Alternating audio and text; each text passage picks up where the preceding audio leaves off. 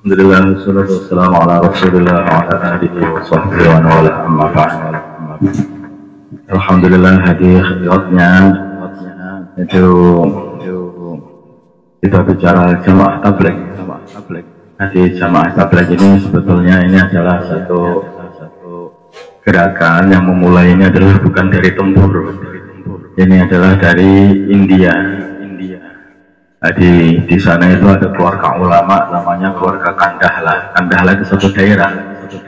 Mereka dikatakan keluarga Kandahla karena ini sudah keluarga para ulama yang umurnya itu sudah ratusan tahun. Di antara pondoknya keluarga Kandahla ini adalah pondok Matahirul Ulum yang kurang lebih mungkin umurnya sekitar 400 tahun juga sudah lama sekali sana itu. Dan ini memang mereka ini adalah memang Al-Karim nggak tahu sampai berapa ini. Jadi memang terus kemudian jamaah dakwah tabligh ini dimulai kurang lebihnya umurnya sama dengan umurnya NU, itu saka tahun 24-an sekitar 1924. Kalau nanti bahas di sini ada NU, di sana juga membuat semua pemikiran ulama ternyata waktu itu sama aja. Yaitu pengen membuat ya risau pada waktu itu Allah telah kasih kerisauan banyak para ulama. Beliau mulainya melihat dari anak-anaknya orang Islam itu kok kebanyakan menjadi pegawai-pegawainya orang-orang Inggris masih zaman penjajahan. Kemudian beliau itu risau bagaimana anak-anak umat Islam ini mulai senang lagi ngaji. Sekolahan pada waktu itu sangat maju, tetapi orang yang ngaji itu merosot. Itulah maka beliau mulai membuat yaitu pondok-pondok kecil waktu itu masih di daerah Mewat. Terus akhirnya juga meneruskan jamaah tabligh ini sampai ke luar negeri ya. Awalnya hanya di India saja, kemudian India pecah, kemudian akhirnya jadilah di India dan Pakistan dan juga Bangladesh.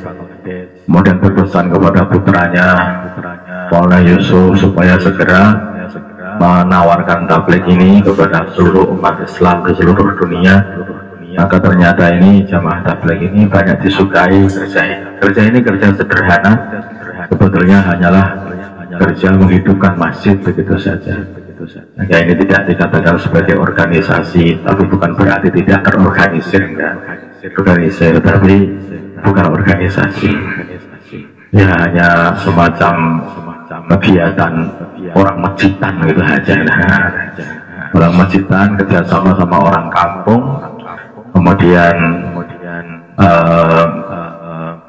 akhirnya ketika wujud kerjasama inilah masjid yang nampak betul, masjid yang asalnya jamaahnya hanya satu sof, dua sof, sampai menjadi 10 sof, bahkan banyak masjid-masjid yang harus diperluas karena membludak jamaah masjidnya. Tujuan kami diantaranya itu bagaimana seluruh laki-laki balik sekitar masjid itu jamaahnya semua jamaah di masjid, semua sholat berjamaah di masjid, sehingga masjid hidup. Kemudian masjid difungsikan sebagai tempat zikir dan ibadah, dan juga tempat ngaji, ta'lim wa ta'alum, dan juga tempat penyebaran agama, yaitu tempat pengiriman jamaah. Itu yang kurang lebihnya pemikirannya jamaah tabligh. Sederhana sekali, sangat sederhana. Kemudian pembicaraan pun di dalam jamaah tabligh ini juga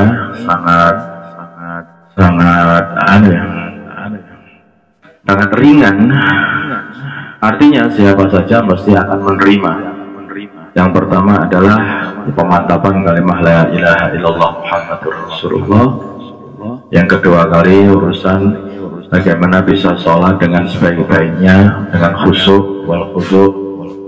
Kemudian belajar ilmu ma'adzikir, belajar ilmu dan belajar berzikir, dan juga belajar memuliakan orang Islam, kemudian belajar ikhlas dan belajar memperjuangkan agama, yaitu dengan menyampaikan agama atau mengajak mengajak teman-teman untuk menghidupkan agama, menghidupkan masjid-masjid dalam hal ini. Pokoknya adalah masjid saja. Kenapa kok masjid? Dikarenakan Nabi itu begitu datang ke Madinah, yang dipikir bukan rumah, tapi yang dipikir pertama kali adalah masjid. Artinya masjid ini penting daripada rumah. Itu kata para ulama tabligh itu. Sehingga datang mampir ke Kuba, bangun masjid Kuba, datang ke Masjid Nabawi, mereka juga bangun Masjid Nabawi, sempat di tempat Masjid Nabawi. Sedangkan beliau masih numpang di tempatnya Abu Ayyub Al-Ansari, urusan rumah. Nah itulah berarti masjid itu penting sekali. Wujud, kalau masjid hanya wujud bangunan saja, itu tidak ada kurang faedahnya. Tapi yang dimaksud masjid ini adalah amal yang ada dalam masjid, yaitu dakwah, ta'alum, dikir ibadah, dan satu lagi khidmat. Ya, insya Allah.